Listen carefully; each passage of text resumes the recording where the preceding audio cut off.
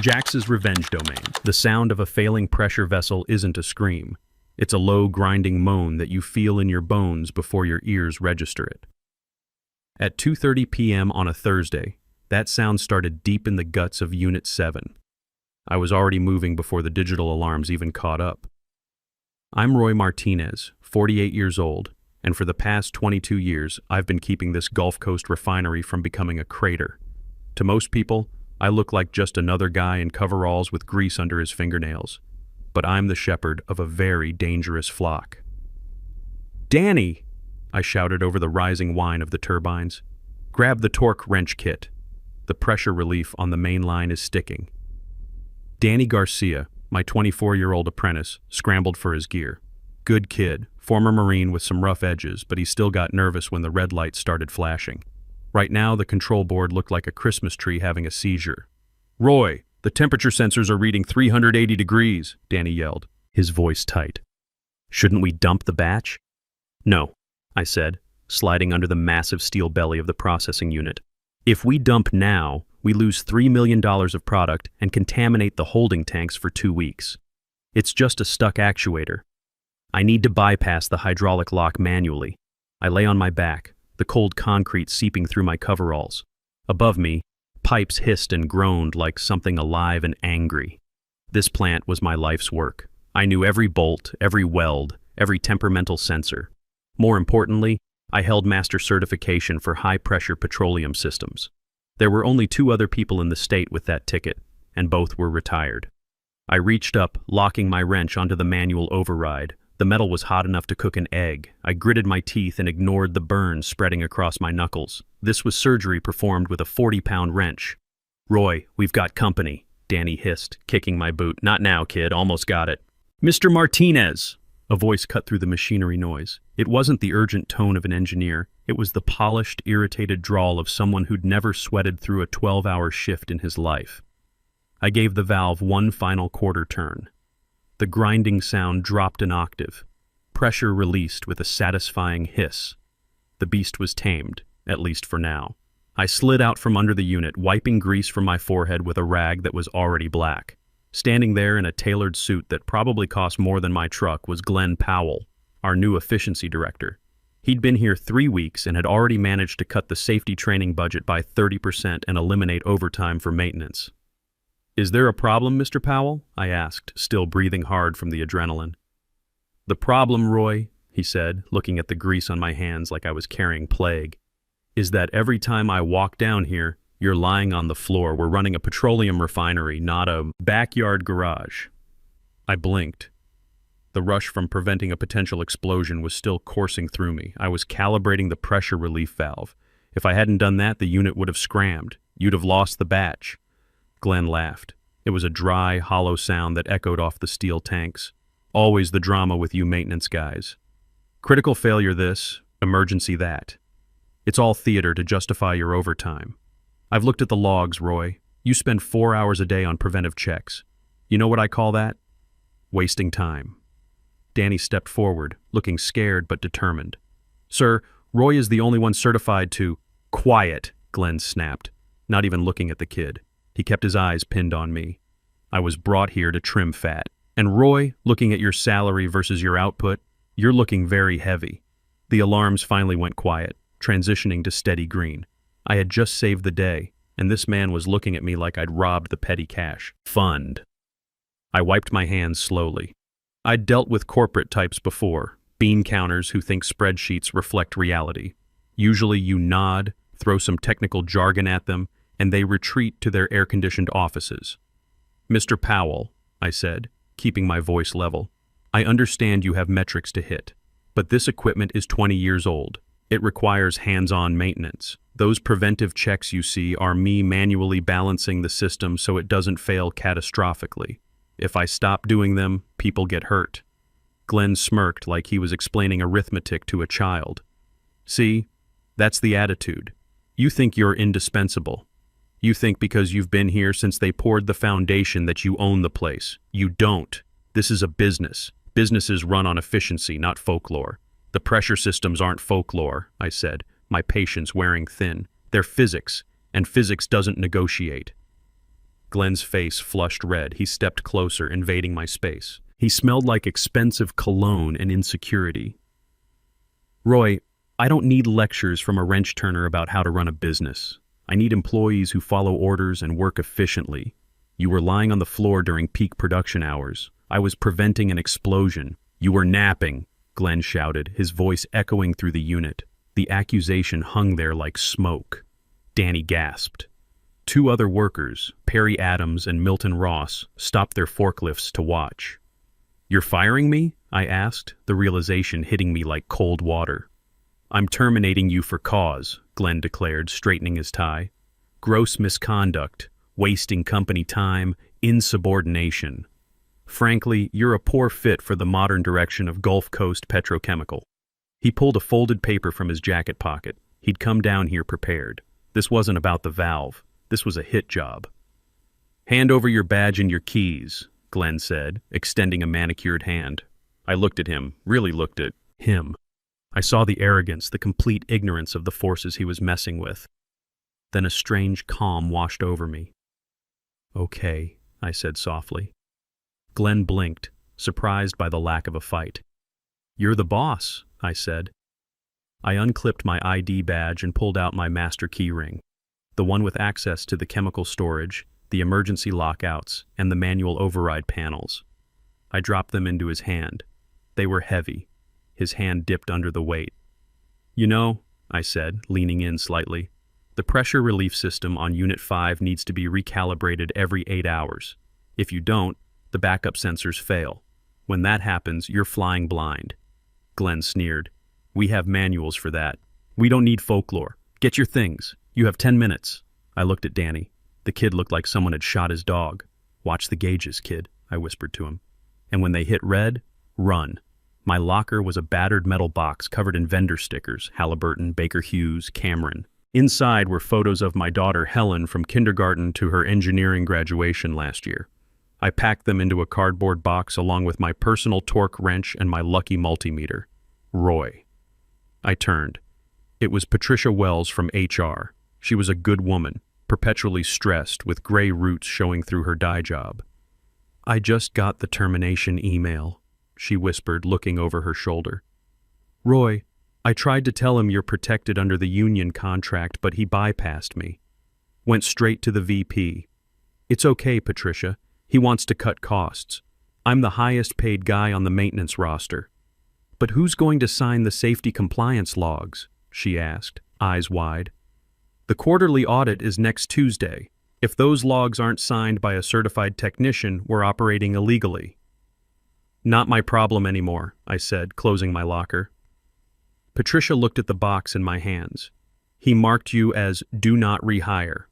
Stripped your severance package. That stung. 22 years. I'd missed birthdays, anniversaries, holidays to keep this place running through hurricanes and ice storms. And I was walking out with nothing but a box of junk. He can mark whatever he wants, I said. He's about to learn that you can't run a $250 million refinery with an MBA and an attitude. I walked onto the main floor. The hum was different now. To anyone else it sounded normal, but I could hear the subtle dissonance. Unit 3 was vibrating too hard.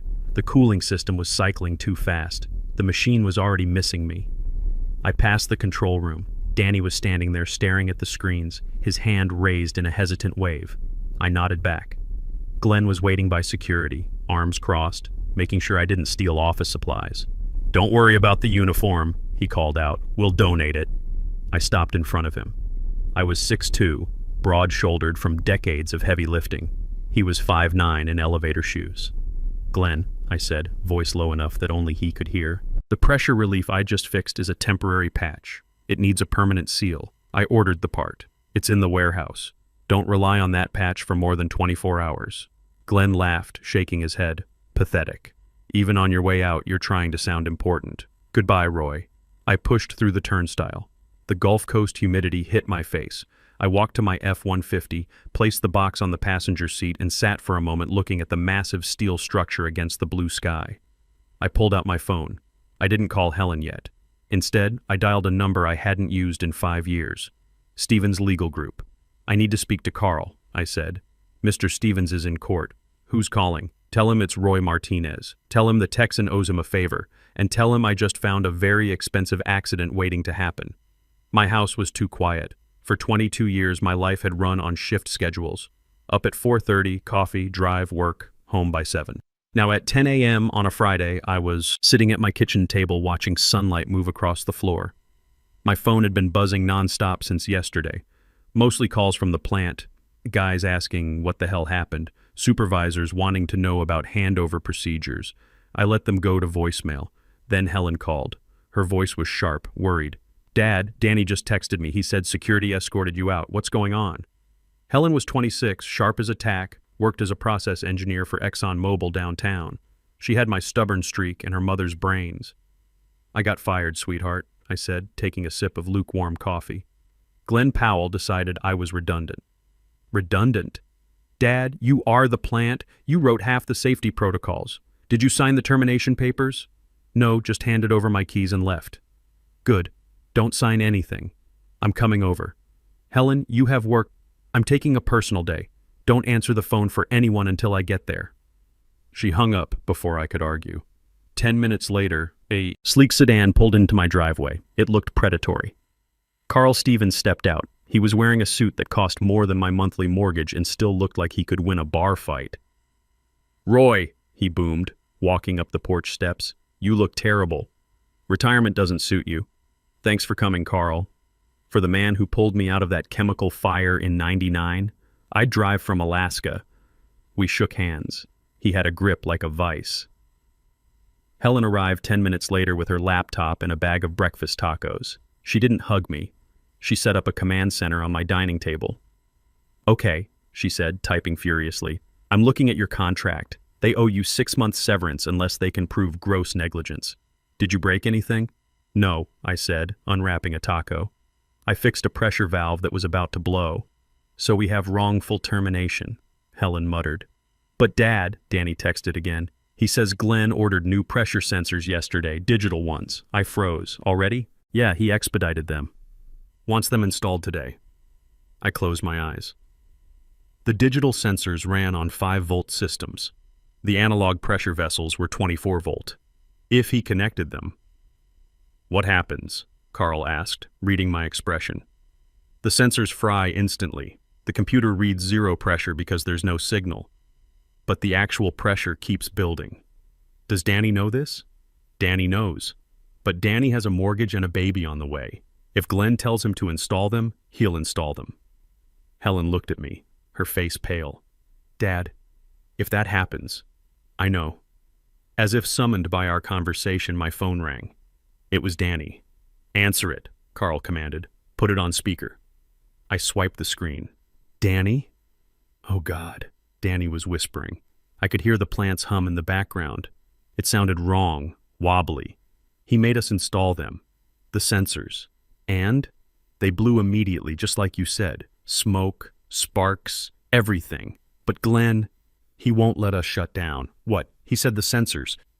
Were defective. He said to bypass the safety cutoffs and run manual. Said we can't miss the shipment quota." I looked at Carl. His face had gone white. "Danny, listen carefully. Running that unit without pressure monitoring is like driving blindfolded at 90 miles an hour. You need to evacuate."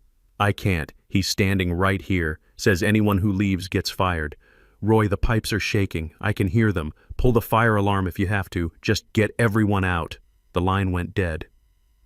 "He hung up," I said.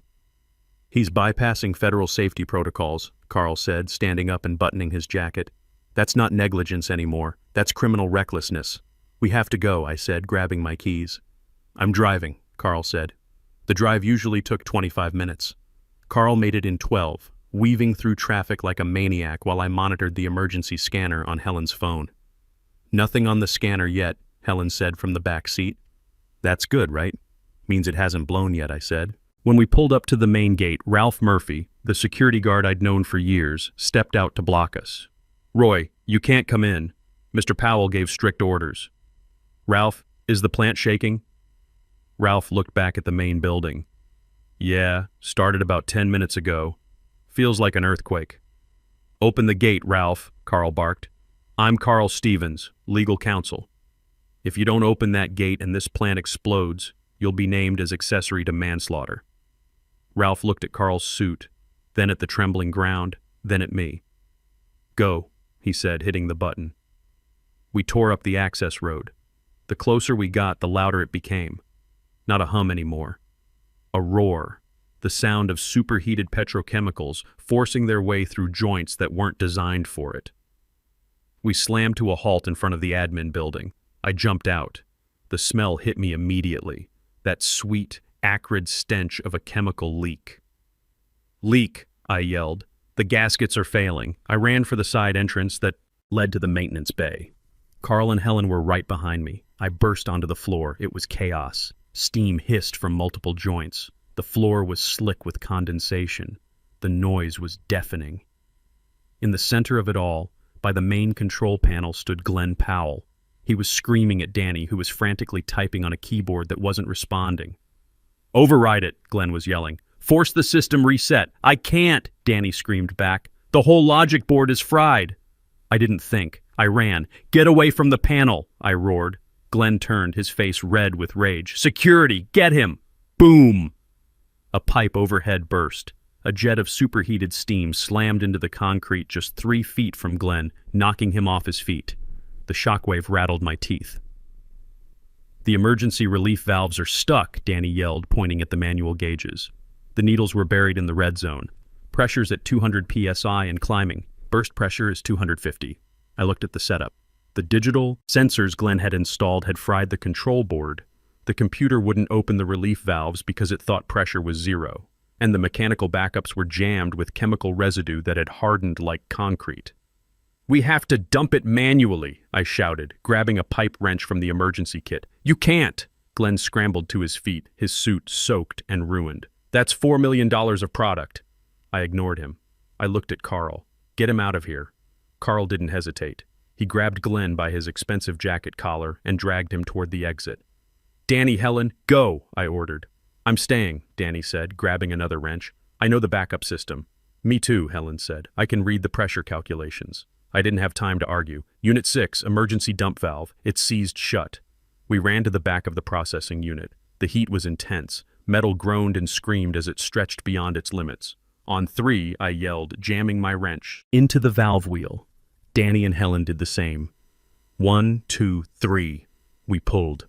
My muscles screamed. Blood pounded in my temples. The wheel didn't budge. "Again!" I roared. Crack! The rust gave way. The wheel spun. A massive whoosh shook the building as the emergency dump opened.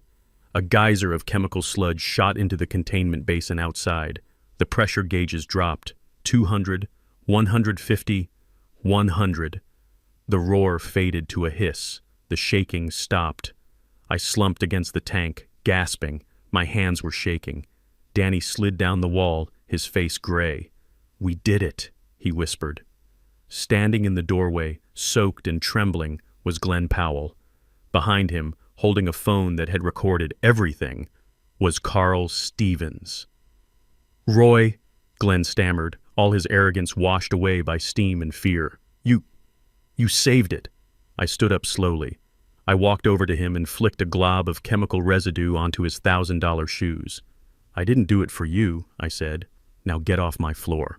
The silence after near disaster is deceptive. We'd prevented an explosion, but the plant was wounded. The emergency dump had saved the building, but the chemical slurry was cooling rapidly in the pipes, turning to concrete. "It's hardening," I said, my voice echoing in the cavernous space. I looked at the gauges, now reading 0. The unit is safe, but the lines are clogged. The whole system is seizing up as we speak. Glenn stared at the machinery like a child who'd just broken a priceless vase. "Can we flush it out?" he asked weakly. "With what?" I laughed harshly. "The control system is fried. The sensors are dead. Even if we could restart the pumps, the mixture is already too thick. You'd burn out the motors in seconds." "So production is stopped?" "Stopped? Glenn, you don't understand. You've bricked the plant. Those pipes are filled with tons of hardening polymer. You need to replace everything. The valves, the manifolds, the heat exchangers. You're looking at an 8-month shutdown minimum." The color drained from his face. 8 months? The quarterly projections, the acquisition. He'd said too much. Carl stepped forward, phone still recording. Acquisition? Did you say acquisition? Glenn flinched. I said production targets. You said acquisition, Carl corrected. And judging by your reaction to an 8-month shutdown, I'm guessing your bonus was tied to short-term performance metrics that just evaporated. 2 hours later, we were back at my kitchen table. Carl was making phone calls while Helen researched stock movements on her laptop. Gulf Coast petrochemical stock down 24% in after-hours trading, she announced. Bloomberg is reporting catastrophic equipment failure and potential environmental concerns. There wasn't an environmental breach, I said. The containment system worked perfectly. Wall Street doesn't know that, Carl said, hanging up his phone. They just see a major refinery offline indefinitely. Glenn Powell cost this company about $500 million in market cap today. My phone rang. The caller ID showed a local number I didn't recognize. Roy Martinez, this is Howard Fleming, CEO of Gulf Coast Petrochemical. We need to talk. Now. An hour later, a black town car pulled up to my house. Fleming stepped out, a tired-looking man in his 60s wearing a rumpled suit. His tie was loosened, his hair disheveled. Roy, he said, walking up my path, it's been too long. We went inside. Carl was waiting with fresh coffee and his legal pad ready. Helen had her laptop open, documents spread across the table. Mr. Stevens, Fleming nodded to Carl. Then he looked at me. Roy, I won't sugarcoat this. We're hemorrhaging money. The refinery is dead. My engineers flew in from Houston, say 8 months minimum to rebuild. Sounds about right, I said.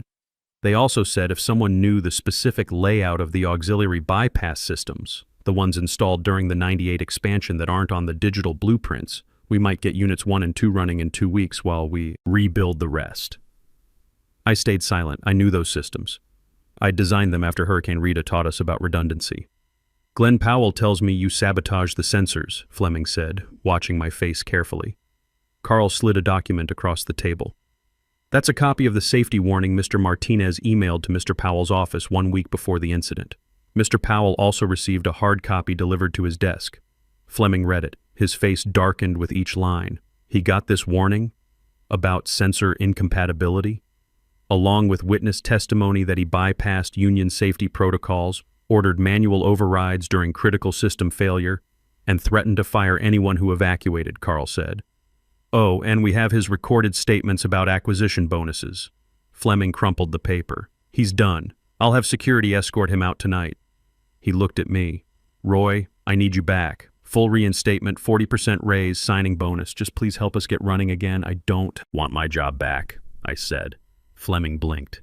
Then what do you want? I want to be a consultant. Employees get fired when managers don't like their work boots. Consultants have contracts with termination clauses. Carl opened his briefcase and pulled out a thick document bound in blue covers. He slid it across the table. This is the proposal for Martinez Industrial Solutions, Carl said. Limited liability company formed this morning. Roy is the principal. Fleming put on his reading glasses and flipped through the pages. $500 an hour? Roy, that's quadruple your old salary. It includes overhead, I said calmly, and the stupidity tax. The what? The premium for fixing disasters created by management who ignore their experts. Plus, the contract gives me absolute authority over safety protocols. No one overrides my decisions. Not the plant manager, not the VP, not you. Fleming looked at his phone. The stock ticker was probably bleeding another few million while he hesitated. If we agree, can you get Unit 2 running? I can bypass the damaged manifolds using the auxiliary steam lines, I said. It's a technique I developed after Hurricane Rita. I can have product flowing in 72 hours, but I need Danny back, promoted to senior systems technician. Fleming took out his pen and signed without hesitation. Welcome back, Mr. Consultant, he said. 8 months later, I'm standing on the observation deck overlooking the rebuilt refinery. New piping gleams under LED lights, all systems running smooth and steady. Danny's voice crackles over the radio from the control room. He's wearing a tie now, but still keeps a wrench in his pocket. All green, Roy. Shift logged and signed off. I'm not wearing coveralls anymore. Company polo with Martinez Industrial Solutions embroidered on the chest. I consult now, inspect, advise, and solve problems that others created. Gulf Coast renewed my contract for 3 years, but they're not my only client. Word travels fast in this industry. When you're the guy who saved a $250 million refinery from total destruction, other facilities get curious. I've got 6 clients now across Texas and Louisiana. Hired 4 other experienced engineers, guys like me who got pushed aside for being expensive. My income tripled, but more importantly, my time is my own. Glenn Powell? He pleaded guilty to reckless endangerment and securities fraud. Turns out he was shorting company stock while feeding operational intelligence to a hedge fund planning a hostile takeover. His scheme was to sabotage the refinery's value so they could acquire it cheap. He lost everything. Me? I learned that expertise has value, but only if you know how to protect it. Document everything. If you warn management about problems, do it in writing. Copy yourself. That paper trail saved my career. Get certified. Don't just be good at your job. Make yourself legally indispensable through credentials they can't ignore. Know your walking price. The power to walk away is the only real leverage you have. They called me outdated. They called me expensive. Now they call me sir. And my invoice is due on the 1st of every month. Your expertise isn't just what you know. It's what happens when you're not there to know it. The best revenge isn't getting even. It's getting paid what you're actually worth.